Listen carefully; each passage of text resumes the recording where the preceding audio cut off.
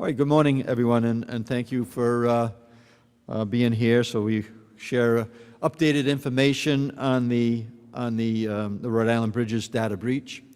One of our top priorities during this process was ensuring we engage in an outside expert in IT security to do three things. One is to conduct a third-party analysis of what happened, verify the early information provided to us by Deloitte, and confirm that our system was no longer being accessed by the threat actor. And the state's Chief Digital Officer, Brian Tardif, will walk you through the details of the CrowdStrike's findings, but here are the major points. The threat actor entered the Rhode Island Bridges system in July 2024 using credentials from a Deloitte account.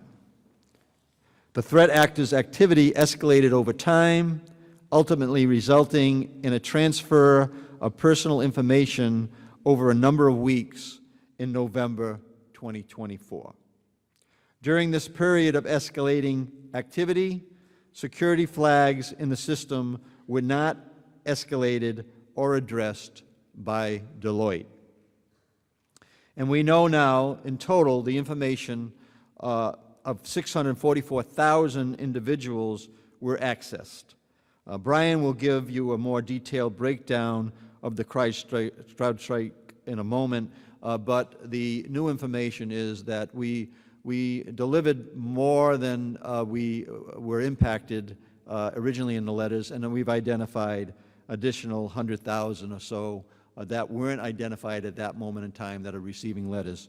The cumulative number is still at that 650, 640,000, but there is more communications to be made, and Brian will go into detail on that as well, and of course we'll answer questions.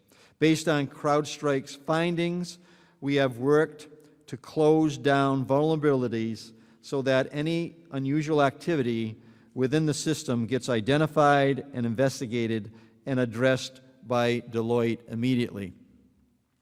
I do want to take a moment to thank our team for extraordinary work under extraordinary circumstances.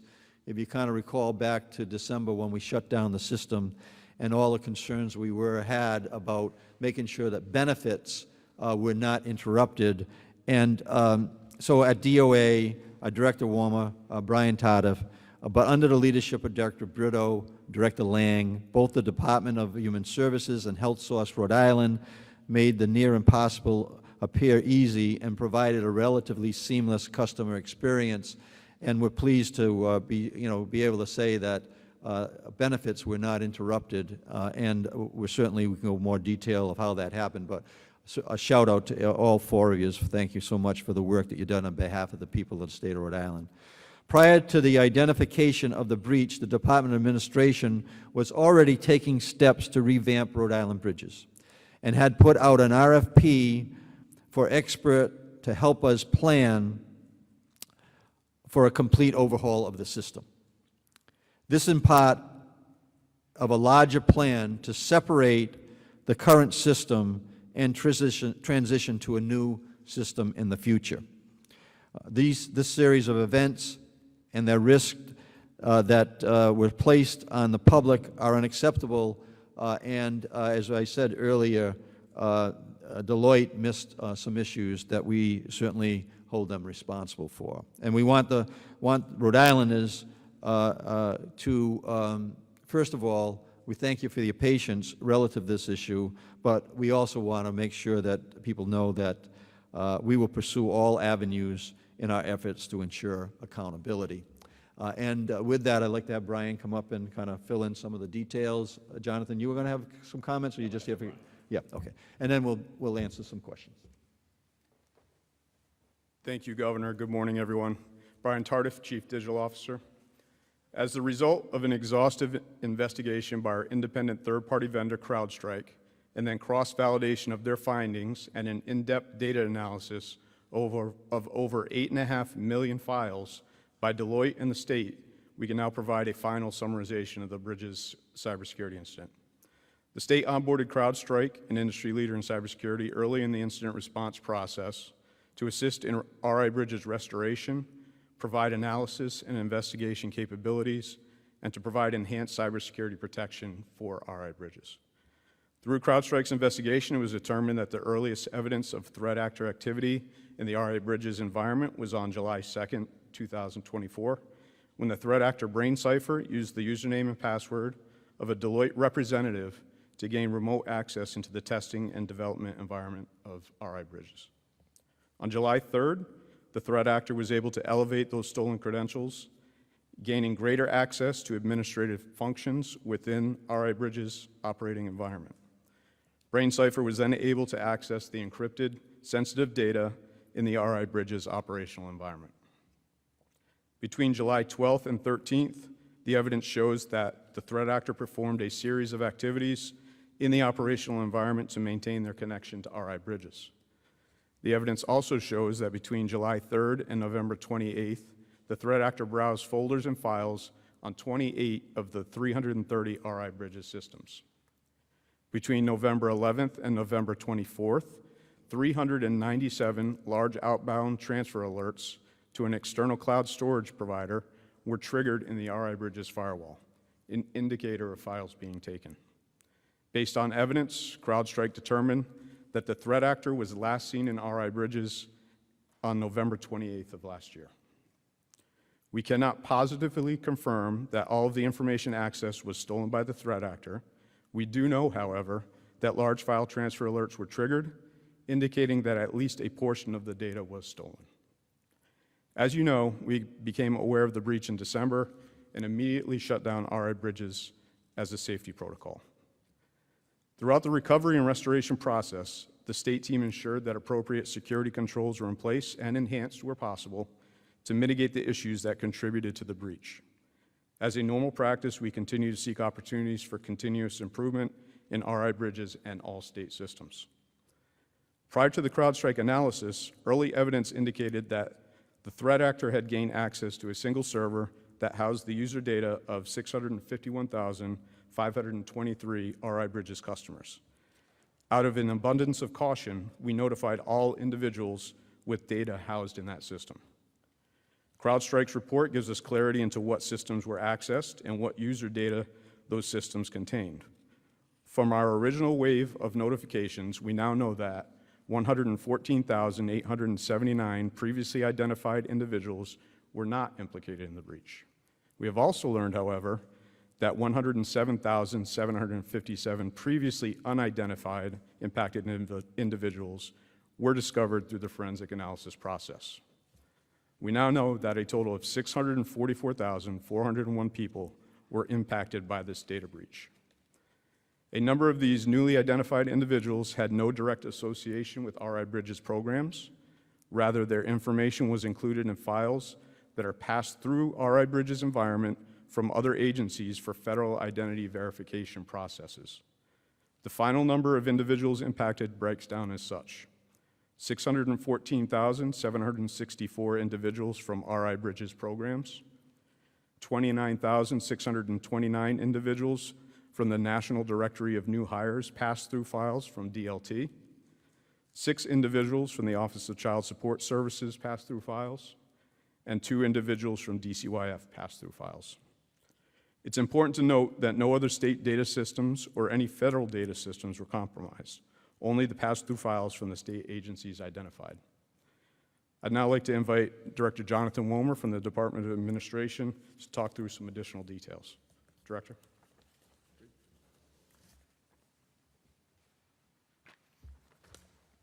Thank you, Brian. Governor, as Brian mentioned, through the CrowdStrike forensic analysis, we were able to identify an additional population with information accessed by the threat actor, which includes additional names from bridges as well as Brian said, the pass-through files as well. Many of these contain personal information, and as a result, we're going to be notifying them. The state will be notifying these individuals in a similar with mail as we did last time. The letter will include information on how to access free credit monitoring, services through Experian, and include an activation code. If everyone remembers, you require an activation code to be able to get the free credit monitoring services. Monitoring services through Experian are available to both impacted adults and minors for up to 5 years. The deadline to sign up for free credit monitoring services is August 31st, 2025. There are 2 different activation codes, one for adults and one for minors. If a minor is impacted, an adult must create an account using the minor's activation code.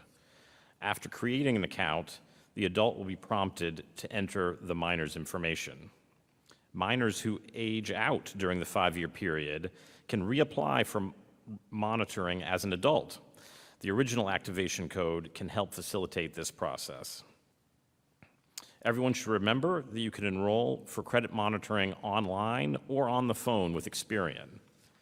You'll be asked to verify and provide personal information and answering security questions.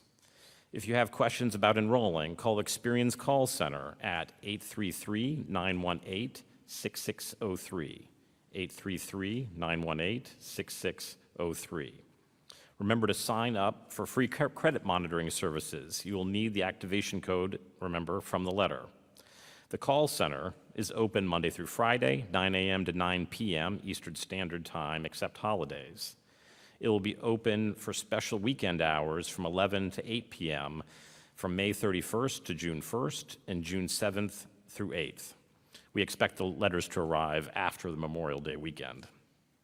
Again, the number is 833-918-6603. We continue to advise customers to remain vigilant and to monitor their accounts for any unauthorized activity. This includes freezing your credit. Reach out to all 3 credit reporting agencies to freeze your credit. This is free and means that no one else can take out a loan or establish credit using your information. You won't lose access to your money or credit cards. You can lift the freeze at any time. Monitor your credit. Contact one of the 3 credit monitoring agencies to report a free credit report. You can also access the free credit report through annualcreditreport.com. That's annualcreditreport.com, all one word. Request a fraud alert. Ask one of the credit reporting agencies to place a fraud alert on your files. This is free and lets creditors know to contact you before any new accounts can be opened in your name. Asking one agency to do this will cover the step for all 3 agencies. Use multi-factor authentication. This means having just one password to access your information, and you have a safety backup to help provide that it's really you before you log on to your account. And finally, be aware. Because of the breach, you may have received fake emails, phone calls, or texts that look legitimate. Remember, never share personal information, such as your social security number, date of birth, or password, through any unsolicited email, call, or text. Finally, cyberalert.ri.gov continues to have all the most up-to-date information on this breach and should be checked regularly if you have any questions. Our internal investigation and the identification of impacted individuals is now complete. We're happy to take any questions. Just quickly, I'm going to ask you to speak into the microphone where people live streaming and they cannot hear the questions if you're not speaking into the microphone. We're going to go around one question, one follow-up, and we're going to go around and we'll come back again. All right, I'm going to start with Steph over here.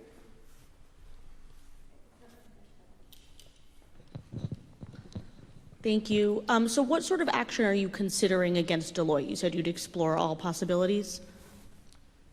Yeah, all possibilities, and I would refer that line of questioning to the Attorney General's office. Okay. Have you asked him to consider filing a lawsuit? Right now, they're gathering the information to determine what direction they're headed in, but I would leave it up to them to kind of describe where they are in the case. And could you just clarify the additional 107,000 people that you identified? What interactions would they have had with DLT so people can understand? Is it that they filed for unemployment, or what should people know about that? So this is fairly complicated, so I'll try to explain the best I can. Each state is authorized a single connection to the Social Security Administration. So any agency, any state agency that needs to transfer files for identity verification processes needs to connect through RIBridges, as that is the only authorized connection to the Social Security Administration. So in particular, the DLT files were from the National New Hire Database. So when individuals are hired, they go through that verification process to ensure that benefits are either continued or discontinued. Hired by whom? The federal government? By anyone. By anyone? Anyone reported to DLT as having been hired. Okay, so this could be anyone, that really people need Well, to... it's 29,000. Again, I don't, the Yeah, exact but if people are number, but- watching this, they basically need to wait and see if they get this letter, because Correct. That's Okay, correct. understood, Yes. thank you. Governor, you kind of touched on it, but what's your thought about this data breach going undetected for 5 months by Deloitte and only noticing after the hackers were out? And what have you heard from Deloitte? Well, obviously, we're not pleased by it, and we're acting accordingly, right? So, I mean, that's why the Attorney General's looking into the implications here. I can say that under the circumstances, you're right, that this would be undetected for that period of time is something that is just unacceptable. From the point when we shut down the bridges, right, Deloitte has been collaborating with us and has put up dollars to help some of the out-of-pocket expenses. So I look at this on two terms. One is we have to address the issue, and all the parties that have been involved in addressing the issue have hit it head on, including Deloitte. But at the same point in time, we have to hold people accountable that actually we believe caused the problem.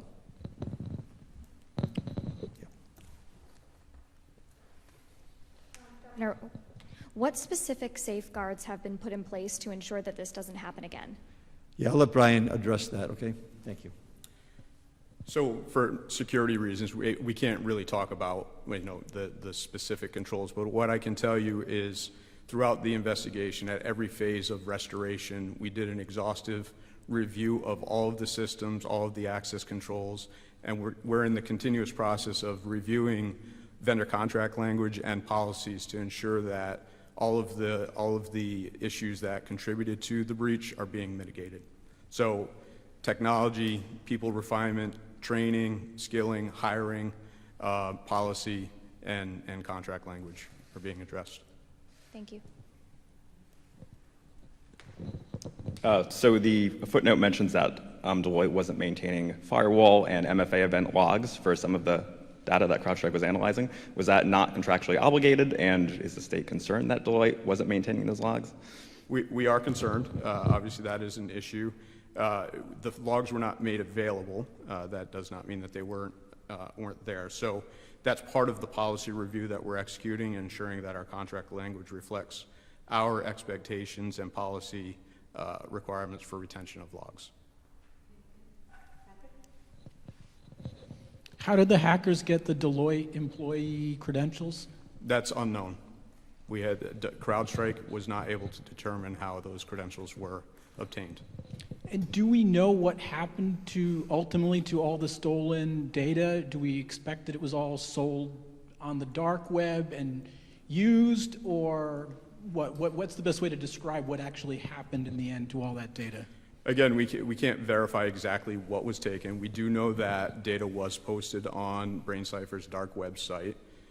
We've asked Deloitte and CrowdStrike to continuously monitor that website. The link to download and access that data that's been posted has been largely unusable, broken, essentially. What happens is this data remains available on the dark web, as has happened in previous breaches, where I'm sure all of us in here have received a notification at some point in time. So now that it's on the dark web, all we can do is execute the credit monitoring items that Director Wilmer outlined and be protective of our identities. And did the state or Deloitte pay a ransom? This was not a ransomware. This was an extortion type event. They were asking for payment. We were advised by federal authorities and Rhode Island State Police to not engage in ransom payment discussions. But did anyone pay a ransom? No. Do we have any other questions? Are we good? All right, thank you, everybody, appreciate it. Can you just explain, Hold on. I'm just trying to wrap my head around it, because I'm not an expert in these matters. As an expert in IT, how is it possible that there were large transfers out of the system in November, and Deloitte, which presumably employs a great deal of IT professionals, did not notice? This is the difficult part of IT. So the technology did its job, but there are people and processes that have to follow up on what the technology triggers, and that's part of what we're continuing to look into. How was process either followed or not adhered to? Are you considering firing Deloitte as the vendor for this system, Governor?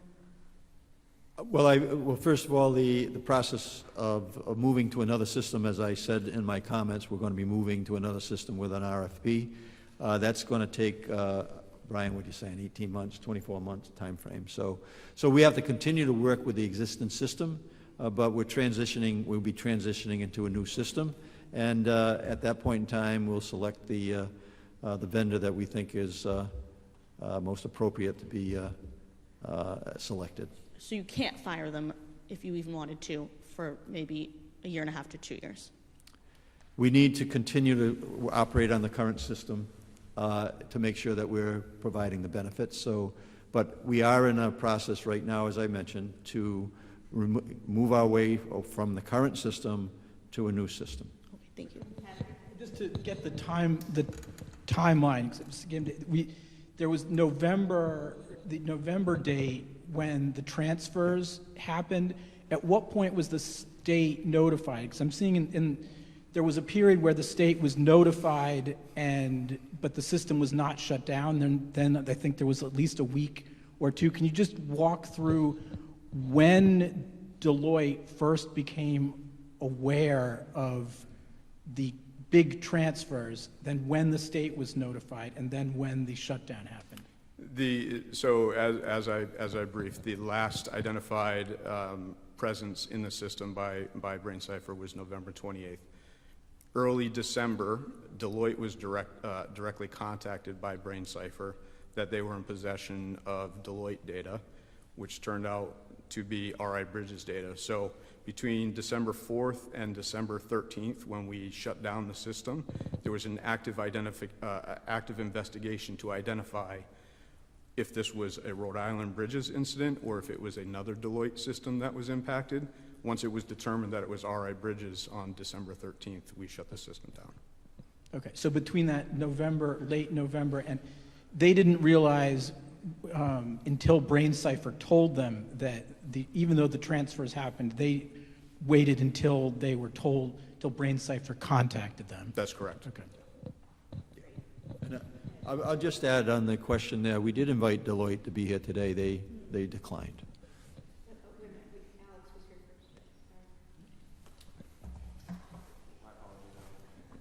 What's the status of the modernization RFP? We are in the final evaluation phases of the strategic vendor, and we should be looking at a tentative award in the coming weeks. And then the ask for 15 FTEs, I'm assuming that was also influenced by the forensic analysis? It was influenced by the analysis, the outcome of the analysis, and the identification that we need qualified state employees managing state systems. So do you expect that there would be more rigorous monitoring of things like MFA events if a state employee is managing that as opposed to Deloitte? Directly under our control, yes, and there is now, since the incident, we are actively engaged with Deloitte and partnering on that type of monitoring. Cool. Thank you. I know you said you can't verify exactly what was taken, but are we talking about like social security information, financial information? Like, what are the real impacts that people who are watching this should be concerned about? Largely social security information, so name, address, social security number, potentially some PHI based off of the Bridges programs that are managed by the state. So it's inclusive of all sensitive information. So again, the active credit monitoring and just be on the lookout and protective of your data. Thank you.